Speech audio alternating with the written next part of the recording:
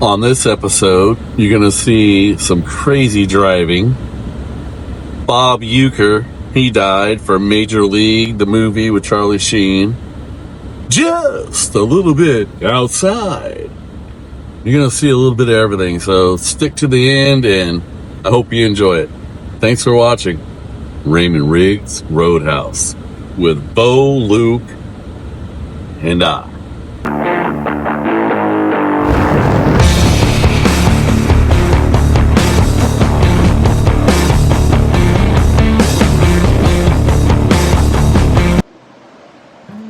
Hello, everybody. All right, here we are, 9 o'clock in the morning. Thank you, Google. It's Thursday, January the 16th, 36 degrees. We are in Portland, Oregon, and I'm on my way to, let me double check. I know it's Washington. Woodland. Yeah, Woodland, Washington. Then we're on our way to Casa Grande, Arizona. Trucks, keep in the right lane.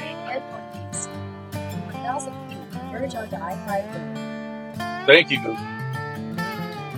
So enjoy the ride with Bo, Luke, and I. All right, here we are. We got off the highway. We're in Woodland, Washington. And we are 1 mile from our stop. But yeah, so I'm going to take you along with me because I've never been here. So let's experience this together. Turn right at the traffic light. At the light, turn right onto Pacific Avenue. Looks pretty tight in here, though. Wow. Continue on Pacific Avenue for 3/4 of a mile. 3/4 of a mile, turn left on Scott Avenue West. That's literally in a freaking neighborhood. Wild. So now we're going along the side of the 5 freeway. I hope you guys ever been to Washington or not. Here you go. Probably pretty cool looking. In 1,000 feet, turn left on West Scott Avenue. If we had some freaking sunshine.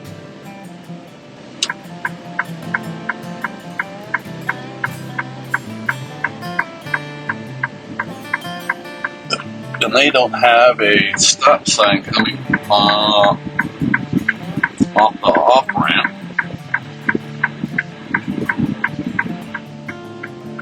This is different.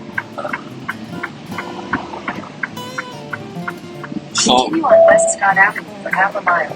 So this place is In 1/2 mile, turn left on North Beacon Road. something to do with pets. It's Northwest Pet Products. So I don't know if it's like pet toys or whatever, but it's going. I'm delivering it to Walmart.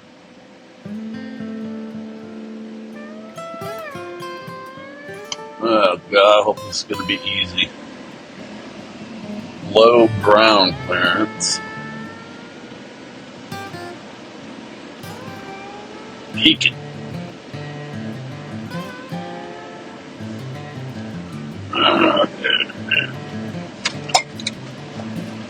Alright, well, we didn't drag. See that house there. Pretty cool. Storage. Looks like an old house.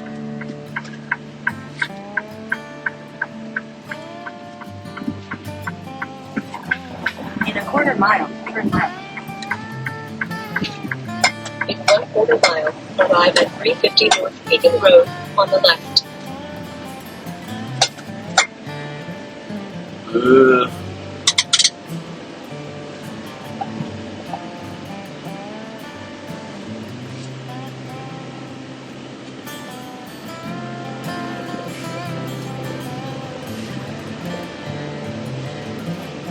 Oh, there's one of our trucks right there.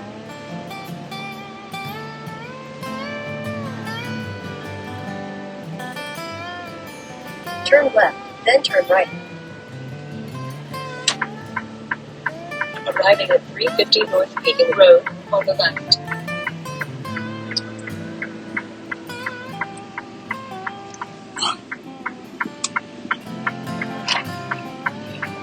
Shut up, Bo. I don't want to hear it. Turn right, then your destination on the left. I don't know where I'm going over here.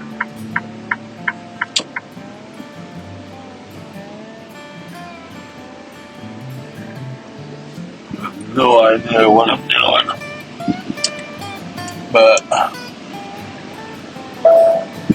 guess I'll back up like some other trucks.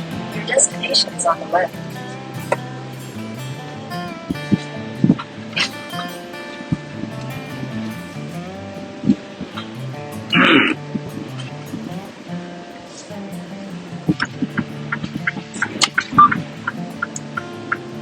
Okay, well,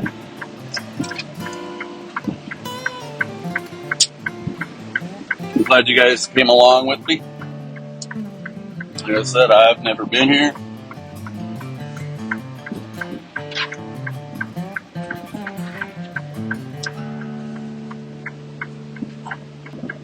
It's got a lot of room, so that's cool.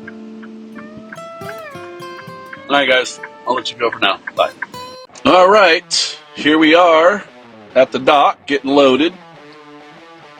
There's Bo saying hi. Getting ready to eat some boiled eggs. Yeah, it took them a while to get me here. It's 12:26 now. But anyways, so it's dog food I found out, and I'm taking it to Walmart in Casa Grande, Arizona. So I don't know how long it's going to take him to load me. I would say probably an hour at least, so probably get out of here about 1:30. Alright, that's my update. Real quick, in case you want to know, it's 43 degrees. Alright, see you in a bit. Until then, check this out. Trigender, which means like a triangle, I have 3 genders. Male, female, and non-binary. And the difference between trigender and gender fluid is that I feel all 3 of these genders at the same time, all the time. It doesn't ever shift or change, or where I feel one gender more strongly than the other, like gender fluid tends to be. Also, I should recognize and accept that a lot of people don't see non-binary as a third gender. They see it as something completely separate from the binary of male and female. But for me, it's like a third gender, or I guess you could call it a third identity. Yes, you keep telling yourself that. Now to the woke DEI madness engulfing the LA Fire Department. And here is the most critical, up-to-date breaking news we've all been waiting for. My name is Captain Jennifer Wilcox. My pronouns are she, her. I am a Caucasian female wearing a black shirt uniform with eyewear and a black hat. Well, good to know we've established that. I can really rest assured now that I know what your pronouns are and what you are wearing in the middle of a fire. Thank you so much for that. I mean, seriously, I don't care if you're they, them, cat, cats, stars. I think anyone sane would only care about whether you could actually do a good job in the event of a fire. It's a simple concept, really. Now to the pin-up boy for stupidity, Gavin Newsom, a man who is nothing but his hair. So, thank goodness, his weird shoulder gesticulations have been turned into an AI meme.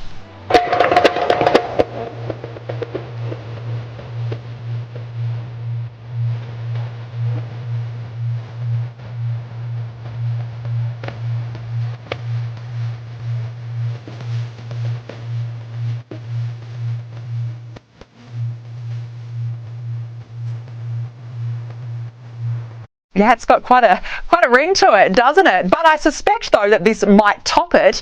Here is the meme featuring the woke characters of the bushfire crisis. All the homes are gone. Because of climate change. When the fires are out, I'll build a brand new LA. Here's 700 bucks. Land grab is underway. California's burning. And the fire department's gay. Looters in the streets. Illegals on the way. Well, I went to fight the fire. But there's no water today. Spotify, please make that a song. That's the best thing I've seen on the internet this year. Now, it wouldn't quite be a lefties losing it without the chief loon herself. Of course, it is, drumroll, MSNBC's Joy Reid. Boy, does she outdo herself every time. Because now she's claiming the Republicans have politicised the California fires and have ulterior motives for the rest of the country. They can drill and frack California till the fires this past week pale in comparison. They can rip out all the forests and hand over the land to developers, Florida style. Why is she called Joy? They can drive out the brown people and the black and Asian people, or just sink them into the same apartheid they've created in Texas. And they will control enough electoral votes if they control California to never have to worry about another presidential election. Ah, poor Joy. She's really lost it, hasn't she? And the tolerant left, they're also harmonious and peaceful. Negotiators have reached a deal to end the conflict between Israel and Hamas. The ceasefire is set to be staged over 6 weeks and will see Israeli forces pull out of the Gaza Strip and hostages freed back to their families in return for Palestinian prisoners. Now, this is a significant development in the conflict, but also comes just days before Donald Trump's inauguration. And a reminder, here is the warning Trump gave Hamas. If those hostages aren't back, I don't want to hurt your negotiation. If they're not back by the time I get into office, all hell will break out in the Middle East. Can you elaborate? And it will not be good for Hamas, and it will not be good, frankly, for anyone. All hell will break out. And Donald Trump has since posted to social media saying, "We have a deal for the hostages in the Middle East." Now, despite the progress, Joe Biden is taking all the credit. Thank you. Folks, credit for this, Mr. President, you or Trump? Is that a joke? Oh, thank you. Joining me now is journalist and filmmaker Ami Horowitz. Ami, good to see you. Thanks for joining me. This is a massive step forward, the first real promising step since October 7. How important is this moment, and do you think it is indeed a good deal? Yeah, no, Mr. President, that wasn't a joke. You're a joke. If you think for a second you're going to take credit for what happened here, you're insane. Look, there's a concept in American sports. I assume in Australian sports also, but I don't know what kind of sports you guys play. What is that, like Australian rules baseball or something? There's a thing called trash talking, right? The idea that you'll use words to get into the head of your opponent, and that when you use those words, it affects their behavior and you changes their behavior because they're scared, particularly if you can back it up, right? You're going to push them to your will because the words that you use.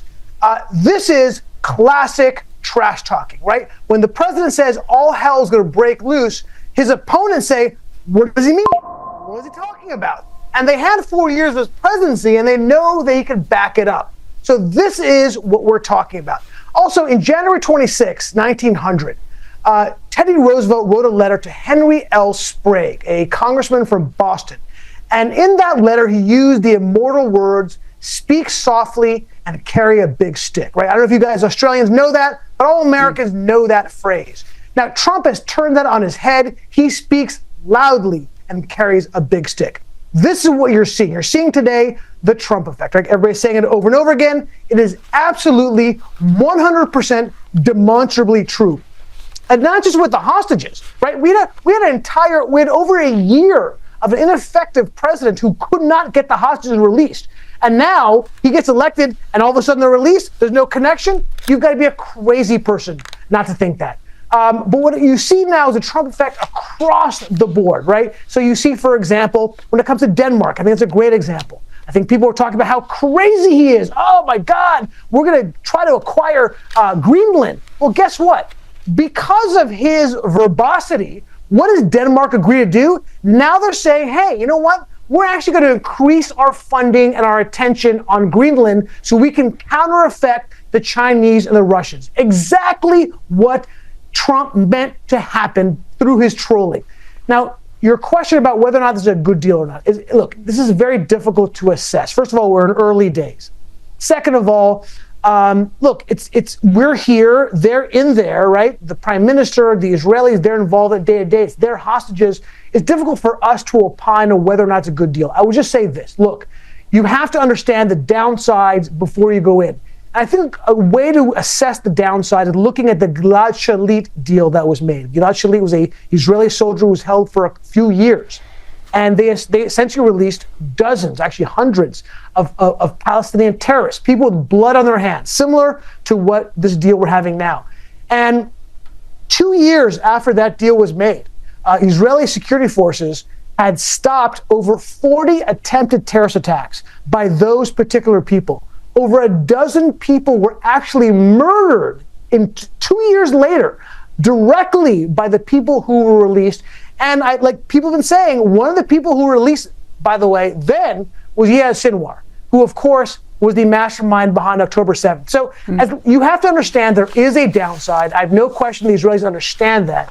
But look, at this point in time, obviously I don't want to blunt the celebration of the Israelis. It's a wonderful thing. There are American hostages who are coming back. We have to celebrate that.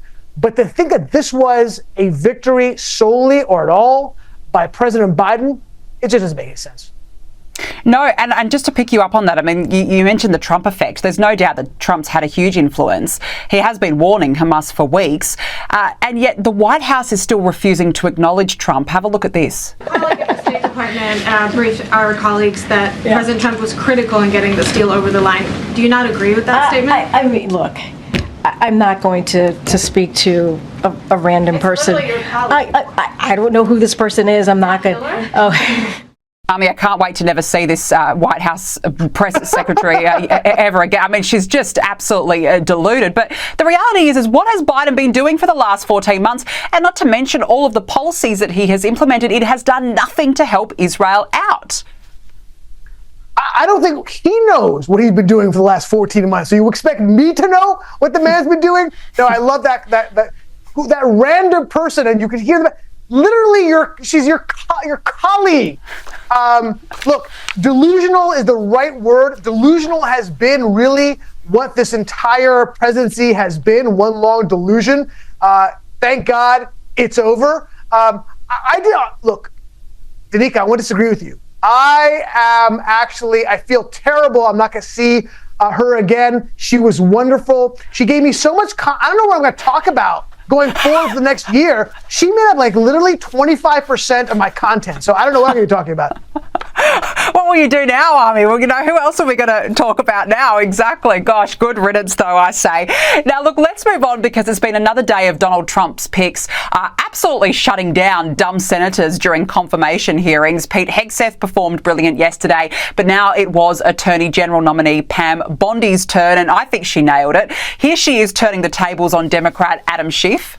I'm asking you, sitting here today, whether you are aware of a factual predicate to investigate Liz Cheney. Senator, no one has asked me to investigate Liz Cheney. That is a hypothetical. We're also worried about Liz Cheney, Senator. The president has called for this. You know what we should be worried about? Ms. Bondi, please answer my questions. California right now is through the roof. Ms. Bondi, your robberies are 87% higher than the national average. My question is this. That's what I want to be focused on, Senator. Do you have the power to say no to the president?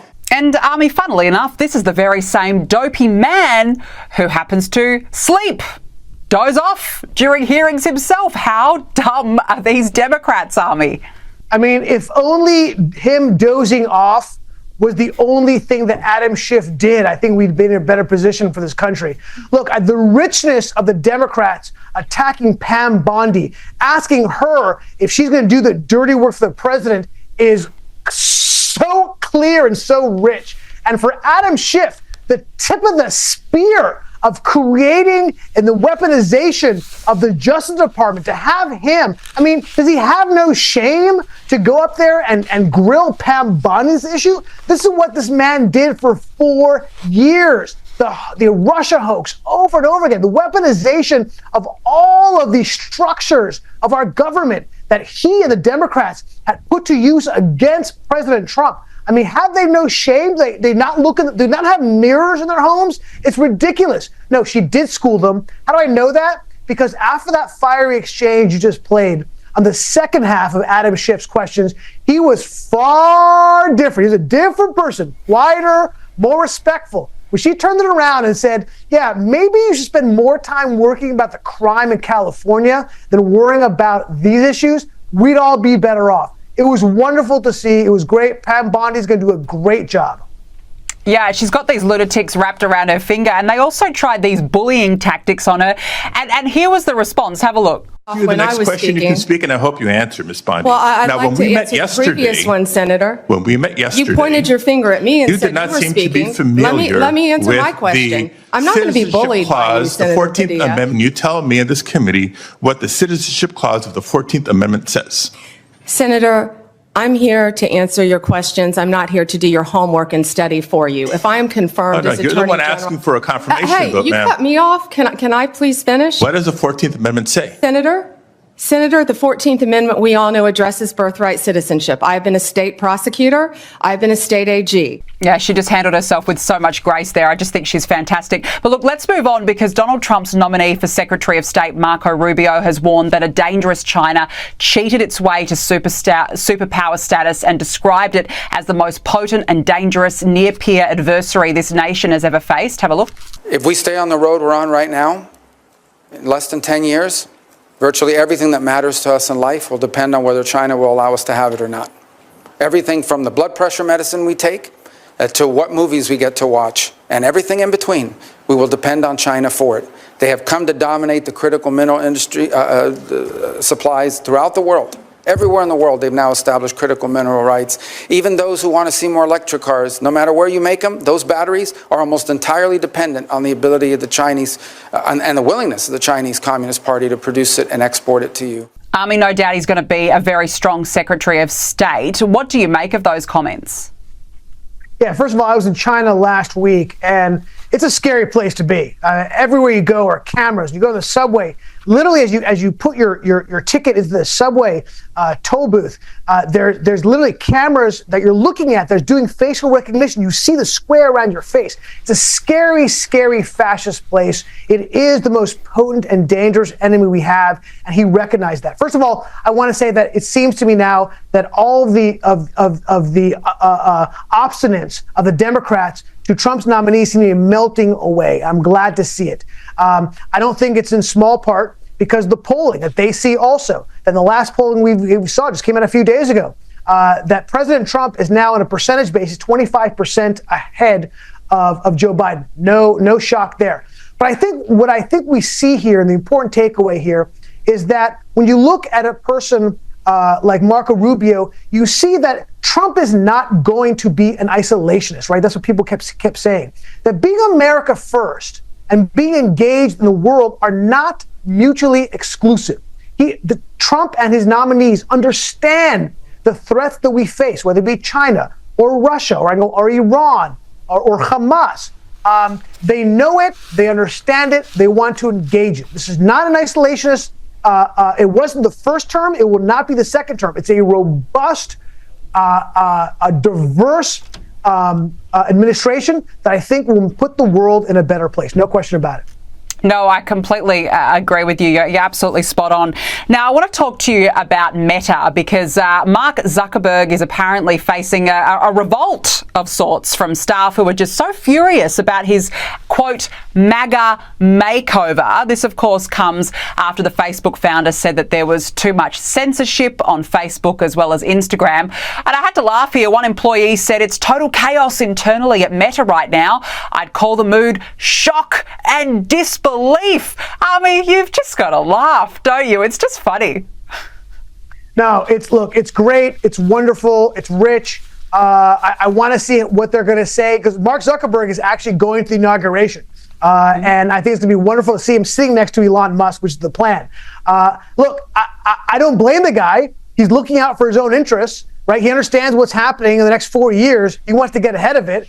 And I think it's all great. I think I want less censorship. I mean, I think all of us, including your company, you personally, I'm sure, me personally, saw the effects of censorship on our own social media. So have that turn around, having a more open discussion, allowing us to have our views and not be censored is a great thing. I think it's wonderful. And all these idiots who work for these social media companies who are leftists, yeah, screw you. We put it beautifully, as always. Avi Horowitz, nice to chat to you. Thank you very much for joining me on the show this evening.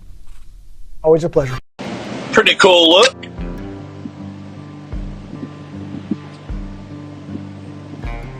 Got the river on the side over here and mountains up in the front. Finally got out of that fog. It's 3:21 p.m. here in Oregon. 47 degrees. Yeah. So yeah, this is a nice little ride right here. This reminds me of Pacific Coast Highway. You know, when you got the ocean on one side and the mountains on the other. Kind of gives me that feel. What do you guys think? Oh, I just heard Bob Uecker died. He played in that movie with Charlie Sheen, Major League. Just a bit outside. Yeah, 90 years old. Ball 8. So rest in peace, Mr. Bob Uecker. You're a legend, for sure. Yeah, he's right up there, I would say, with Ben Scully. And, man, what was that, the guy's name from the Cubs? Harry Carey had those big glasses. And I would even put him up there with the announcer with the Lakers, too. Can't even think of his name right now. Man, it sucks getting old. But yeah, Vince Scully, Bob Uecker, Harry Carey, There's a stalled vehicle ahead. Chick Hearns from the Lakers. Those are the ones that stand out in my mind. But all right, guys, it's getting to be beautiful out here now. We got through that fog and we're rolling right along. I'm on the 84 eastbound. So, yipper dipper. So until then, check this out.